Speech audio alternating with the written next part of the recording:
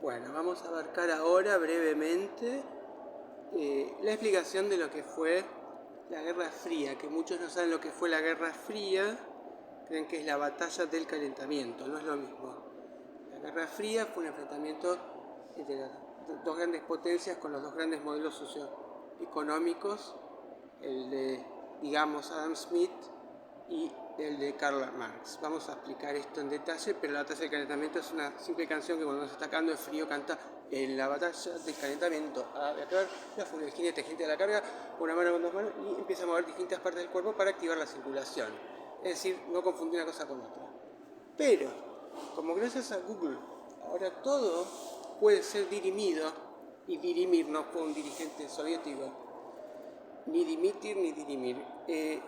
La gracia entonces para ser interesante y acicatear la curiosidad para todos aquellos que quieran aprender un poquito de historia, va a consistir en que yo deje deslizar con sutileza y mesura algunos datos erróneos. Entonces yo voy a decir, por ejemplo, Neil Armstrong en 1492 descubre América, y aquellos que estén interesados en saber cómo fue la realidad histórica pueden documentarse y ver si era cierto que Neil Armstrong descubrió América antes que los vikingos y los chinos, o quién fue y qué hizo en cambio Neil Armstrong. Si fue un trompetista de Luisiana al que los otros afroamericanos llamaron Tío Tom, o si fue un ciclista multipremiado pero que se drogaba. En fin, en cualquier caso significa brazo fuerte. Entonces voy a tergiversar los hechos para hacerlos divertidos, interesantes, y vamos a el general Nicolaides, uno de los tantos subproductos de esta ornitología que gobierna la historia universal, que fue el Plan Cóndor. El Plan Cóndor merece ser recordado. Así que la CIA fue creada en la Segunda Guerra Mundial a imagen y semejanza de la Central de Servicios de Inteligencia británica, con una leve diferencia, que es la intervención en los demás países. Y en esto habría que hacer una gran diferenciación, porque Rusia no se dedicó a buscar más territorio finalizada la Segunda Guerra Mundial. Se dedicó a convencer al mundo de unírsele, pero no podemos decir que Fidel Castro fue enviado desde Rusia. Más bien Lenin fue enviado desde Alemania en un trencito para... Fidel Castro salió luego a Rusia. Es interesante, Fidel Castro es un dictador que superó a Franco en años de permanencia en el poder, y primero convence a los rusos, bueno, vamos a hacer la revolución comunista, nosotros tomamos el poder en Cuba frente al dictador Fulgencio Batista, que era un muñecote, ¿no? Un títere de la CIA, y cuando cae el muro de Berlín y cae la Unión Soviética, Fidel Castro dice que salvar la revolución y sigue fiel a Rusia. O sea, antes de contactar a los rusos era fiel a Rusia, y después de que Rusia cargó fuego siguió siendo fiel a Rusia. Obtuvieron bicicletas de la China, en fin. Bueno, vamos entonces a hacer una breve reseña, pero el general Nicolaides dijo que hay que vencer al comunismo, que es un mal anterior a Jesús, a Jesucristo. Uno puede decir que en este caso es un ignorante, qué sé yo, pero podríamos hacer remontar el comunismo a Jesucristo como lo ha hecho George Bernard Shaw en el prólogo a Andrócles y el León, una obra de teatro que confronta un poco algo que siempre fascinó como irlandés, contrario a esta idea católica de la mansedumbre, de dar la otra mejilla, que Conrad Lorenz explica desde el punto de vista de la fisiología animal como un perro cuando muestra el cuello, como una estrategia de combate. Bernard Shaw es poco conocido para la importancia que ha tenido. Es realmente quien más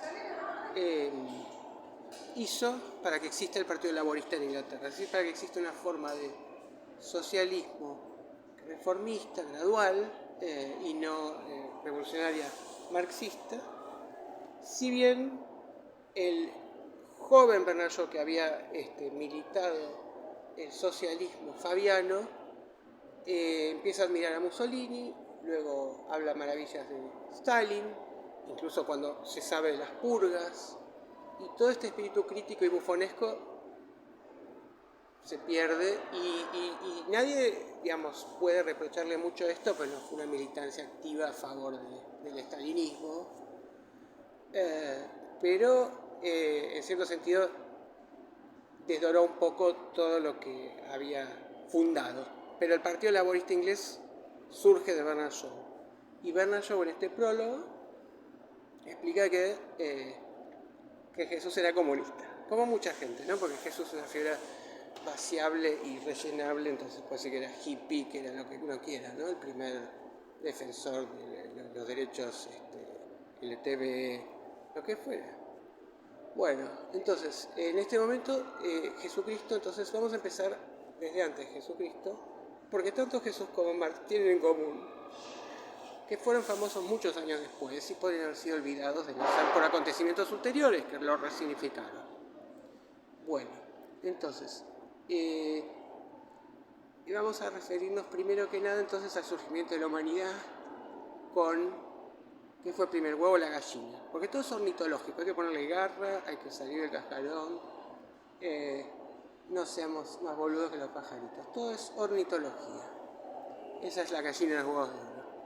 Por eso es que el alunizaje se llama el águila, the eagle has landed, por el águila calva, símbolo norteamericano. Ellos querían usar mitología griega, querían mantener muchos símbolos universales y decir esto es una victoria de toda la humanidad, como lo dijo Richard Milhous Nixon en su famoso discurso desde la Casa Blanca a la Luna. En este momento todos los pueblos son uno. Un mensaje bien tipo Whitman. Tenía en la otra mano preparada un discurso que iba a decir: Fate has ordained. Es decir, muy difícil de traducir porque son palabras que no es realmente el destino, fate. Pero bueno, fate es destino, está bien, no es destiny. Pero ordained no es determined. Es un latinismo inusual. ¿Y qué es lo que determinó el destino?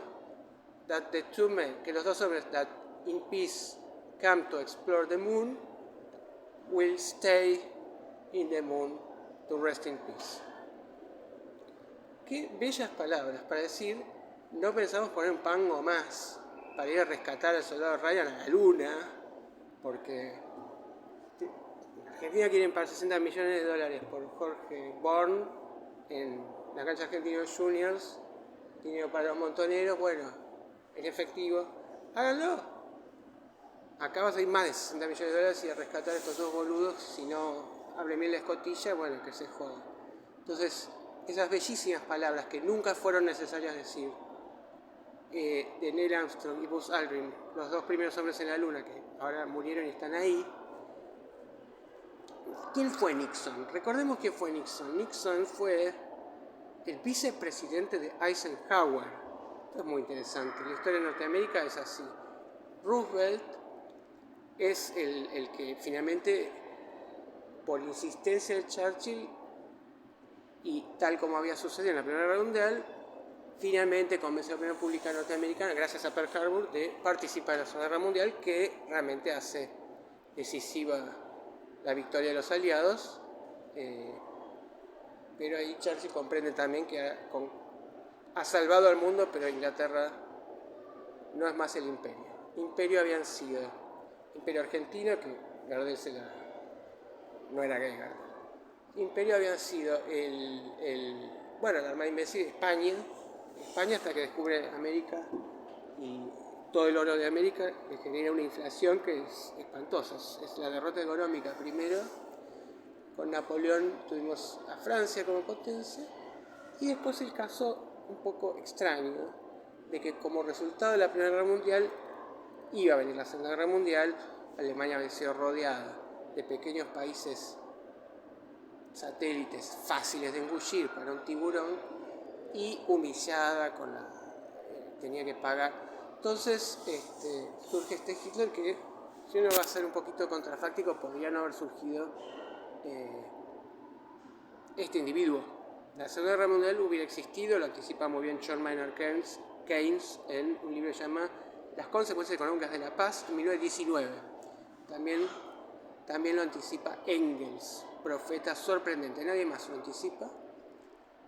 Bueno, Hitler es el perpetrador entonces del holocausto que no hubiera existido, de no haber sido él el líder. Es decir, es un pequeño añadido personal, una excentricidad propia a el enfrentamiento de las potencias, considerar el antisemitismo eliminacionista como indispensable, ¿no? Esto hace también que sea un poquito impensable creer que en el largo plazo Alemania iba a poder prevalecer. Tenía en sí el germen de su destrucción un espíritu tanático, un espíritu suicida. El propio Hitler resolvía cualquier discusión diciendo, bueno, miren, tengo un revólver, cualquier cosa, termino todo esto en 5 minutos. O sea que fue un avance, una fuga hacia adelante, siempre desmesurada, siempre,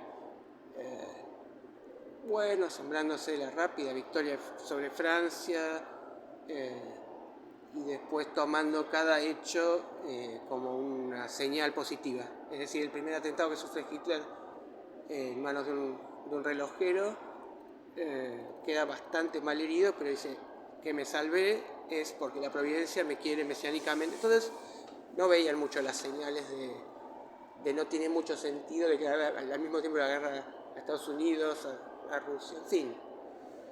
Bueno, entonces sabemos que la Segunda Guerra Mundial termina, empieza entonces la Unión Soviética versus los Estados Unidos. La Unión Soviética con los valores del marxismo, por más que Marx se hubiera revuelto en su tumba, porque Marx había dicho que el primer país iba a ser Norteamérica el primer país comunista, porque el comunismo es científico, es la evolución, es la historia, la rueda de la historia que gira y que va cada vez mejor.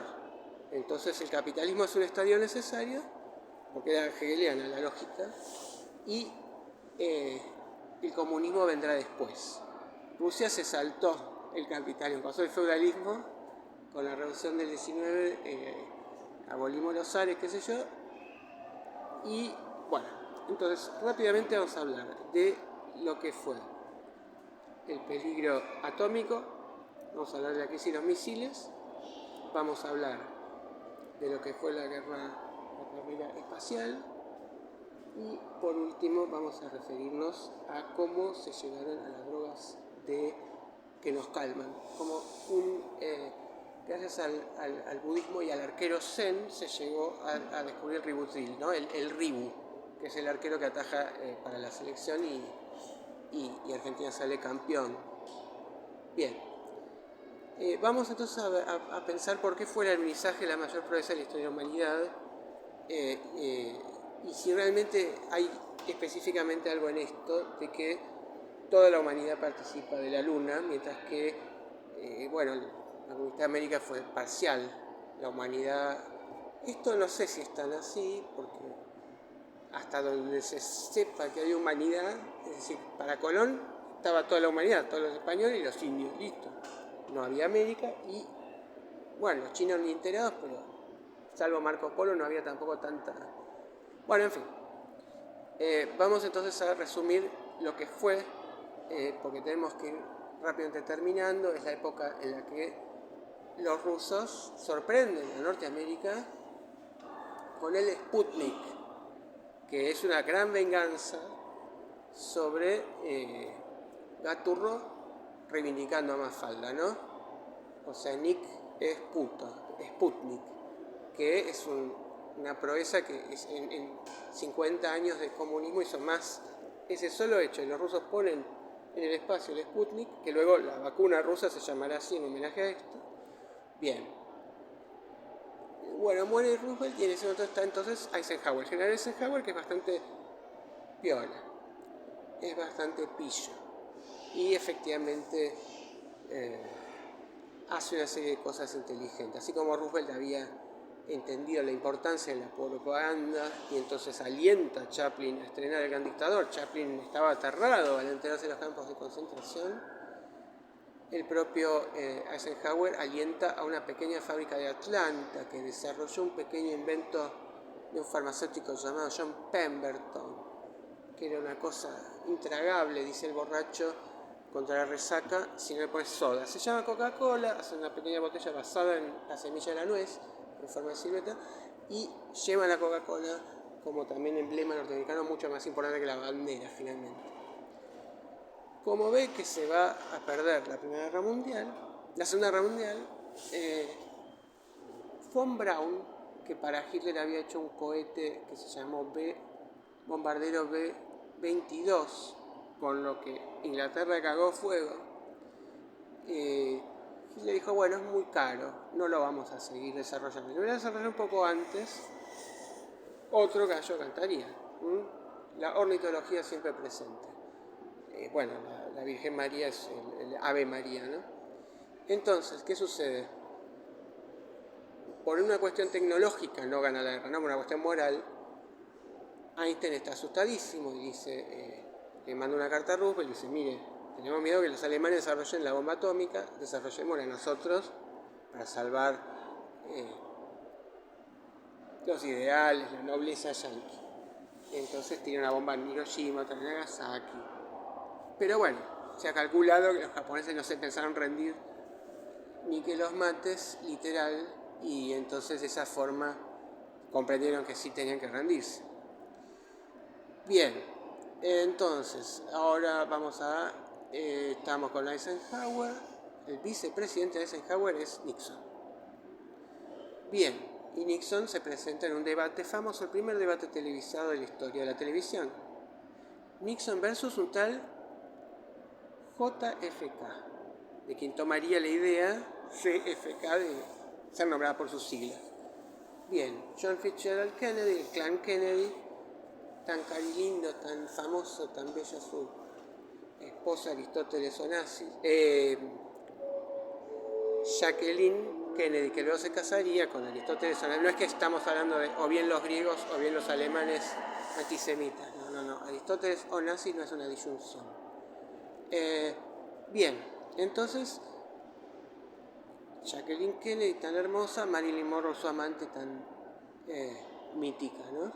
Bueno, y en verdad quien hace más trabajo de gobierno es su hermano, porque son famosos los hermanos. Tenemos a Franklin Teddy Roosevelt y a Franklin, que Franklin no nació de parto normal, Franklin Delano Roosevelt. Y tenemos al hermanito de Kennedy que hace el macartismo. Son tan admirados los Kennedy. Y sin embargo, la invasión a Bahía Cochino, y pasa algo insólito. En 1961, no el 63, en el 63 nace Fito Páez, que dice así en el 63 con Kennedy a la cabeza, como si estuviera diciendo apunten a la cabeza. En el 63 lo matan a Kennedy. Entonces el mundo está consternado. Es decir, todo el mundo admiraba a Kennedy. El mundo entero, el idealismo de izquierda lo admiraba también, lo veía dentro de lo que es Norteamérica como de izquierda revolucionaria a Kennedy. Entonces, en el 61, en respuesta, luego del Sputnik, los rusos no conforme con el Sputnik lanzan al espacio a la perra Laika, cuyo nombre recordarán ustedes que ingeniosamente se le plantó a la iglesia en la formulación a Frondizi, laica o libre. Laica o libre, es decir, no dogmáticamente católica o laica, laica o libre. Bueno, ganó laica igual, pero desde el punto de vista de cómo debe plantearse un plebiscito, así como fue el plebiscito por el no, por el sí a la guerra por el Beagle, ganó el sí porque estaba llamado a ser el sí, ¿no? Bien. Vamos entonces rápidamente. Me acordé, bueno, sí, de que John Lennon se enamoró de Yoko Ono porque subió una escalerita y en un cartelito decía sí. Fantástico, si hubiera dicho que no, no me hubiera gustado. Bueno, y luego lo asesinaron a John Lennon, pero bueno, antes que a Kennedy, pero no tuvo que ver una cosa con otra. Bien, vamos entonces a Lyndon Johnson. Bueno, ¿qué dice Kennedy en el 61? Porque esto es algo insólito que no había pasado jamás. Jamás. Cristina Kirchner, para seguir con el paralelismo, sí dijo a Martín Lustó, le pido que me haga una herramienta para las retenciones móviles. Pues. Pero rara vez la política le encarga algo a los técnicos. Más bien los técnicos le dicen, miren, desarrollamos esto. Nikita Khrushchev se entera por sus ingenieros que ya pudieron mandar una perra a la luna. Bueno, bárbaro. Entonces, Estados Unidos claramente estamos perdiendo la guerra espacial. Y Kennedy resuelve crear la NASA y dice, Estados Unidos tiene que proponerse a sí misma en el término, antes de que terminemos la década, antes de 1970, mandar a un hombre al espacio y volver a traerlo sano y salvo. A la luna. Y la ciencia decía, ¿cómo carajo vamos a hacer eso? Es una cosa insólita, porque normalmente se asesoran un poco antes los políticos. ¿Es factible? Kennedy no se asesoró una verga. Dijo, lo haremos con materiales que todavía no fueron inventados. Bien, entonces se desarrolla el Apolo, el programa Apolo 1, Apolo 2. El Apolo 1 estalla, mueren los 3 astronautas y luego no hay Apolo 2 ni Apolo 3, o sea, no hay que confiar bien en los números, ¿no? Pero Von Braun, que había hecho el bombardeo 22, ahora es el jefe de la NASA encargado de con esos cohetes pensar cómo llegar a la Luna. Él quiere hacer un cohete gigantesco que finalmente descartan esa idea porque no saben si la Luna va a aguantar ese peso. Uno puede decir, ¿cómo es que puede decidir la Guerra Fría? Von Braun, que era nazi, qué aleatoria que es la historia, y sin embargo, Von Braun decide rendirse ante los norteamericanos y no ante los rusos por miedo a que los rusos lo maltraten. Así que yo creo que la buena fama norteamericana y la mala fama rusa ya eran una victoria para Estados Unidos. Y la victoria de esta propaganda, esto es lo que podemos llamar la colonización del pensamiento, estaba evidenciada en que en el planeta entero se compra la revista Life. Y la revista Life era importantísima, es la que le encarga a Hannah Arendt la nota sobre Eichmann. Piensen ustedes, Eisenhower capta la inteligencia nazi, como a Von Braun, Perón trata de hacerlo. Trae a un tarado, Richter, en la isla Huemul, que lo estafa. Y deja ir a Eichmann. No digo que Eichmann hubiéramos aprovechado, pero digamos, se quedaron la escoria nazi. Es interesante que el ejército israelí, el Mossad solo tenía presupuesto para secuestrar a uno. Habían descubierto que estaba Mengele también, pero Eichmann era simbólicamente más importante para los judíos. Bueno, Hannah Arendt escribe Eichmann en Jerusalén, todo el concepto de la banalidad del mal, lo rechazan porque habla mal de los judíos. Queríamos que hagas algo bien maniqueo, bien para que lo pueda entender el norteamericano idiota promedio. Pero la revista Life juega un papel de propaganda importantísimo porque muestra las amas de casa de los astronautas, muestra como toda una forma de vida próspera. Walt Disney hace también cómo va a ser el viaje a la Luna en 1950. Bueno, van desarrollando distintas cosas y a todo esto, mientras hace la publicidad con las amas de casa tan bellas, la revista Life, Rusia, entonces, solo por propaganda, no cumple ninguna función científica de investigación, pone en órbita a la primera mujer en el espacio. Había puesto a Gagarin, que dijo no vi a Dios, y pone a una mujer como diciendo, nosotros estamos tecnológicamente adelantados, tenemos a la mujer más emancipada. Esta es una mujer que vive aún. Valentina Tereshkova ha presentado la bandera soviética en las Olimpiadas de 2014, se lleva bien con Putin, quiere volar a Marte. En cambio, el astronauta, el tercer Beatle, digamos, el astronauta que no bajó, sino que estuvo esperando a Neil Armstrong y a Buzz Aldrin, confía mucho en Elon Musk. Así que, bueno, hay cierta continuidad aún. Bueno, vamos a hablar directamente de la misión del Apolo 11, tan importante, con algunos detallecitos no tan conocidos. Lo primero que hace el hombre al llegar a la Luna es tirar una bolsa con excrementos de astronauta. Lógicamente, no es que quiere venir a contaminar el planeta, pero sí tenían que deshacerse de eso. Es muy conmovedor que los astronautas no hayan denunciado sus síntomas, pues no querían que se aborte la misión. Entonces se bancaron el resfrío, el mareo y hasta el vómito de un compañero al que tenían que... Bien. El 20 de julio es el día que es el alunizaje, no es el día que parte de Cabo Cañaveral. Bien. ¿Qué más hay que decir rápidamente? Neil Armstrong había perdido una hija a los 3 años. Los 3 años de la hija, por supuesto. Y le deja una ofrenda en la luna. Eso es muy conmovedor, porque no nos conmueve lo tecnológico. No lo entendemos o nos parece normal, el progreso siempre va a andar así. Costó 300 billones de dólares. Bueno, no sé lo que es una abstracción para mí eso. Entonces sí es conmovedor en cambio el rostro humano. Y eso fue una gran frustración, porque todos los astronautas, estos 3 astronautas eran bastante parcos para hablar, y en todas las entrevistas que describían sus hazañas no eran muy elocuentes ni interesantes.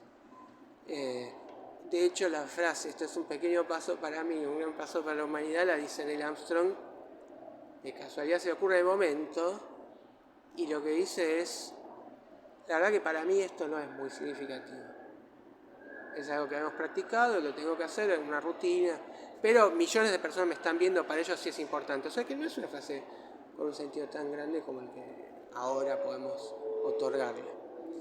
Bien, es divertido que hay una lista de... Cuando llega a Honolulu, Neil Armstrong tiene que declarar de dónde viene y qué trae en la aduana. Está en la aduana y dice, piedras lunares, vengo de la luna. Bien, ¿qué más? ¿Qué datos interesantes de color podemos rescatar? Ahora tengo que ir ya. Bueno, y con el alunizaje queda clausurada entonces un poco la carrera espacial, luego de una serie de fallas norteamericanas muy grandes. Mandan un chimpancé del Congo al espacio y lo llaman Hank. Vuelve y todo, pero al público norteamericano no le agrada en absoluto, no lo conmueve. Bien. Bueno, vamos a tener que ir dejando. Después haremos en todo caso una clase como corresponde. Pequeño informe para recordar lo que fue el mundo. También, bueno, vale la pena recordar lo que fue la crisis de los misiles, como Khrushchev parece haber, digamos, retrocedido en chancletas, pero en realidad fue un toma y daca. Lo que pasa es que no se publicitó lo que Kennedy concedió. Y está el episodio del submarino ruso con cargas nucleares que pensó que los estaban bombardeando y estuvieron a punto de lanzar. El capitán pensó que los estaban atacando. Les estaban mandando señales de que los detectaron, de que salgan. Entonces el marinero dice, no, debe ser que salen porque tan mala puntería no tienen. Salen, el destructor del portaaviones dice, bueno, vuélvanse. No baja a investigarlo y 50 años después se entera que había cargas nucleares. Bueno, vamos a tener que dejar, sí. Hay muchos aspectos fascinantes. Recuerdo cuando Khrushchev retira los misiles de Cuba, que le gritamos, ni quita, lo que sea, no se quita. Pero es interesante cómo la humanidad podía admirar al mismo tiempo al Che y a Kennedy. Pero bueno, vamos a tener que dejar.